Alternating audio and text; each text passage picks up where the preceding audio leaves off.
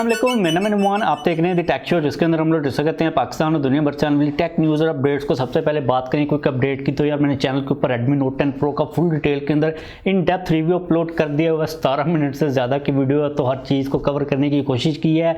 लाजमी तौर पर चेकआउट कीजिएगा, आप लोगों को लिंक नीचे मिल जाएगा। और कोई चीज़ मिस कर दी हो तो आप लोग डेफिनेटली क्वेश्चन कर सकते हो।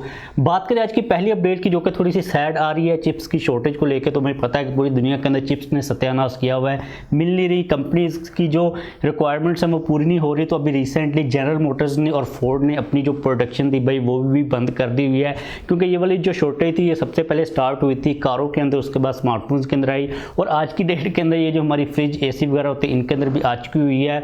और इससे पहले हम लोग ऑलरेडी सुन चुके हैं Xiaomi और Realme की तरफ से कि इनके जो स्मार्टफोन्स होंगे फ्यूचर के अंदर वो चिप्स की शॉर्टेज की वजह से महंगे हो सकते हैं। तो लेट्स सी फ्यूचर के अंदर क्या सीन होता है। लेकिन भाई जितनी दफ़ा हम लोगों ने सुन ली ना ये बातें, स्मार्टफोन्स तो डेफिनेटली महंगे होने वाले ही हैं। बात करें अगली अपडेट की, जो कि काफ़ी ज़्यादा इंटरेस्टिंग आ रही है। तो आप लोगों को पता है कि फोर्टनाइट का और एप्पल का आपस में काफ़ी ज़्यादा पड्डा चल रहा है। फोर्टनाइट को एप्पल ने अपने ऐप स्टोर से रिमूव कर दिया हुआ था, तो इनकी अमेरिका के अंदर कोई कोर्ट वगैरह के अंदर बहसें वगैरह चल रही हैं। तो अभी रिसेंटली एक चीज़ सामने आई है कि जो एप्पल के अंदर हमें आई मैसेज देखने को मिलते हैं ना, एप्पल जानबूझकर उसको एंड्रॉयड के अंदर लेके नहीं आ रहा, क्योंकि आप लोगों को पता है कि आई मैसेज आज की डेट के अंदर सबसे बेस्ट मैसेजिंग की ऐप और सबसे ज़्यादा सिक्योर है। और एप्पल की तरफ से ये स्टेटमेंट सामने आई है उनके जो रिप्रेजेंटेटिव्स हैं कि हमारे लिए किसी किस्म की कोई भी प्रॉब्लम नहीं है इस आई मैसेज की जो ऐप है इसको एंड्रॉयड के ऊपर लेके आने के लिए, लेकिन हम लोग इसको लाना नहीं चाह रहे, मतलब कि हम लोग जानबूझ के इसको रिस्ट्रिक्ट कर रहे हैं। और बिहाइंड द सीन ये चीज़ें भी सामने आ रही हैं कि एप्पल जो है ना जानबूझ कर इसलिए भी नहीं लेके आ रहा ताकि वो एक बैरियर को क्रिएट कर सके। जो आईफोन्स के यूज़र्स हैं वो इन कुछ वैल्यू एडिड चीज़ों की वजह से आईफोन्स के ऊपर ही रहें। तो सीन काफ़ी ज़्यादा इंटरेस्टिंग होता जा रहा है और इनकी जो बहस आपस में ये भी काफ़ी इंटेंस होती जा रही है। और मे भी जो ये वाला पॉइंट है ना आई मैसेज का एंड्रॉयड के ऊपर ना होने वाला, इसको एपिक गेम्स वाले फोर्टनाइट वाले कोर्ट वगैरह के अंदर ले जाए, मतलब कि एप्पल को फुल जलील करने के ऊपर तुले हुए हैं। क्योंकि भाई अमेरिका वगैरह के अंदर या फिर यूरोप वगैरह के अंदर जो आईफोन यूज़र्स हैं वो बहुत ज़्यादा हैं, और उनकी जो गेम है अगर एप्पल के स्टोर के ऊपर नहीं है ना तो कोई बंदा उसको डाउनलोड नहीं कर सकता। क्योंकि एंड्रॉयड के अंदर तो हम लोग जो APKs होती हैं, थर्ड पार्टी एप्लीकेशंस होती हैं, जो प्ले स्टोर होते हैं उनसे भी डाउनलोड कर सकते हैं। लेकिन भाई एप्पल के अंदर देयर इज़ नो वे इन या फिर आउट। तो सीन काफ़ी इंटरेस्टिंग होता जा रहा है। इसके बाद अगली अपडेट आ रही है, ये काफ़ी इंटरेस्टिंग आ रही है एयरपोर्ट्स 3 को लेके। तो टिकटॉक के ऊपर एयरपोर्ट्स 3 की जो वीडियोस हैं वो काफ़ी ज़्यादा चल रही हैं, लोग सेल कर रहे हैं एयरपोर्ट्स 3 जो कि अभी आए नहीं हैं। और हैरानी वाली बात यह है कि इनकी जो लुक्स हैं और जो डिज़ाइन है वो एग्जैक्टली तौर पर वैसी हैं जैसे कि हम लोग ऑलरेडी पहले पिक्चर्स को डिस्कस कर चुके हैं। मतलब कि जो लीक हुए थे रेंडर्स और जो कुछ प्रोटोटाइप्स वगैरह लीक हुए थे उनसे एग्जैक्टली तौर पर मैच हो रही हैं।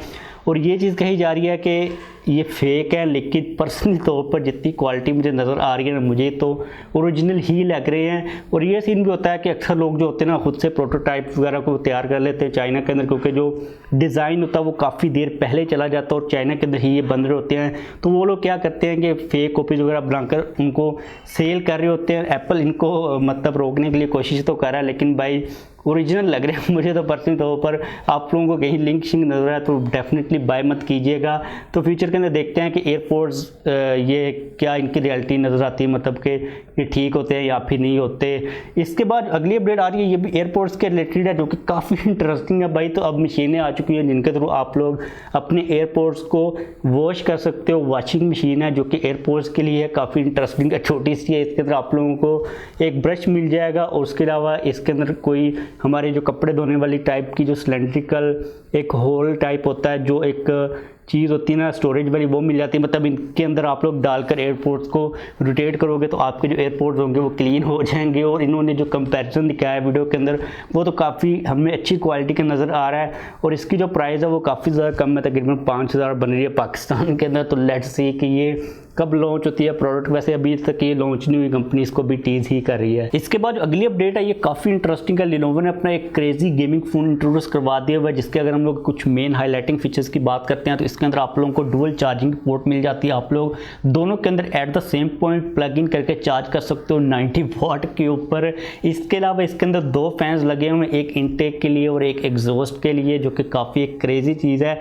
प्लस इसके अंदर आप लोगों को पावर बटन के अंदर ही पॉपअप सेल्फी कैमरा देखने को मिल जाएगा। ये वाली जो 3 चीज़ें थी ये काफ़ी क्रेजी और काफ़ी इंटरेस्टिंग है। इसके अलावा इसके जो कैमरा है वो मिडिल के अंदर लगे हुए हैं। हम लोगों ने बाय शायद तो करना नहीं है, लेकिन अगर हम बात करते हैं इसकी प्राइस की तो ये 86,000 से स्टार्ट हो रहा है इसका जो 8GB वाला वेरिएंट है। उसके अलावा आप लोगों को इसके अंदर 18GB रैम वाला वेरिएंट भी देखने को मिल जाएगा, जिसकी प्राइस 1.5 लाख के करीब बन रही है। तो भाई ओवरऑल ये काफ़ी बेस्ट डिवाइस है और इसका जो ड्यूरेबिलिटी टेस्ट है वो काफ़ी बुरी तरह फेल हुआ है।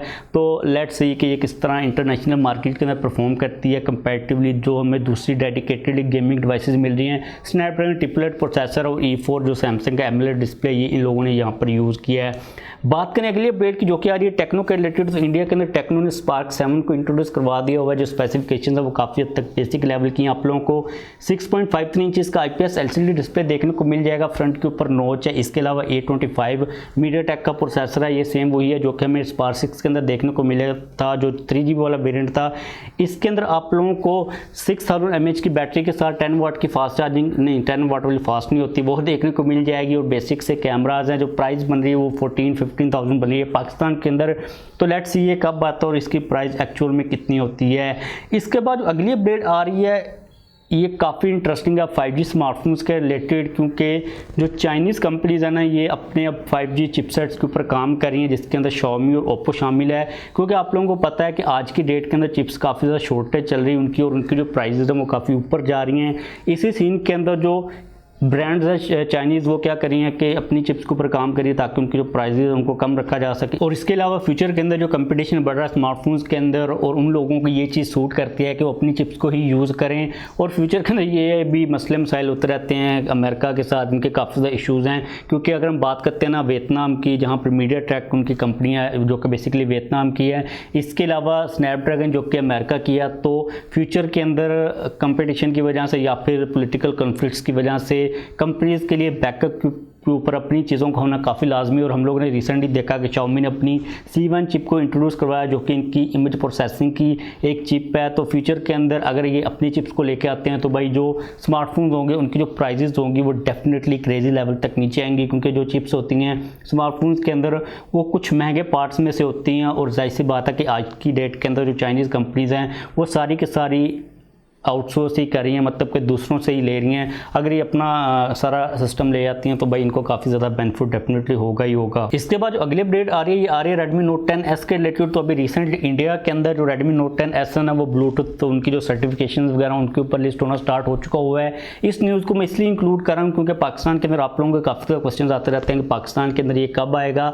तो Xiaomi ने ये कहा था कि इसी मंथ के अंदर आ जाएगा, और अगर इंडिया के अंदर ये लिस्टिंग शिस्टिंग के ऊपर स्टार्ट होना हो गया हुआ है, आना अपीयर होना स्टार्ट हो गया हुआ, तो डेफिनेटली पाकिस्तान के अंदर भी इसी मंथ के अंदर आ जाएगा, क्योंकि जो टाइम लाइन्स हैं वो काफ़ी हद तक मैच कर रही हैं। तो अगर आप लोग वेट करो 10S का, तो आप लोगों को जो बजट रखना चाहिए वो Redmi Note 10 वर्सेस जो Note 10 Pro है इनके दरमियान में कहीं पर रखना चाहिए। तकरीबन मुझे लगता है पर्सनली तौर पर 35 से 38-9 तक होगा, क्योंकि जो Poco X3 Pro भी आ चुका है, Mi 11 Lite भी आ चुका है, इन सबसे वो सस्ता ही होगा डेफिनेटली।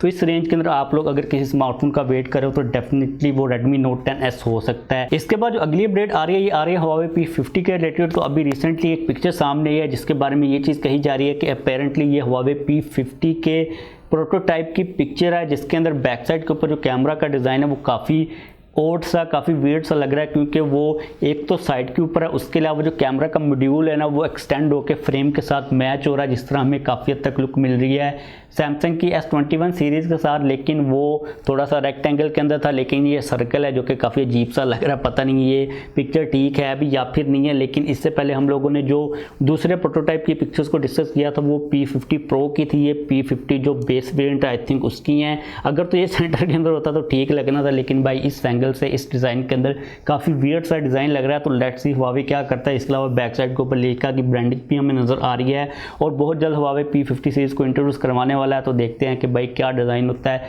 क्या सॉफ्टवेयर की नई अपडेट्स आती हैं, हार्मोनियस का बीटा वर्जन आता है या फिर स्टेबल वर्जन आता है, और किस तरह मार्केट के अंदर वो परफॉर्म करता है। तो बस आज के लिए हमारे पास ये टेक्निकल अपडेट्स आ रही थी। वीडियो खत्म करते जाने से पहले वीडियो को लाइक नहीं किया तो लाइक कर दीजिए। अगर आप लोगों को कोई क्वेश्चन हो डेफिनेटली पूछ सकते हो। चैनल के ऊपर नहीं है सब्सक्राइब नहीं किया हो, चैनल को भी सब्सक्राइब कर लीजिए।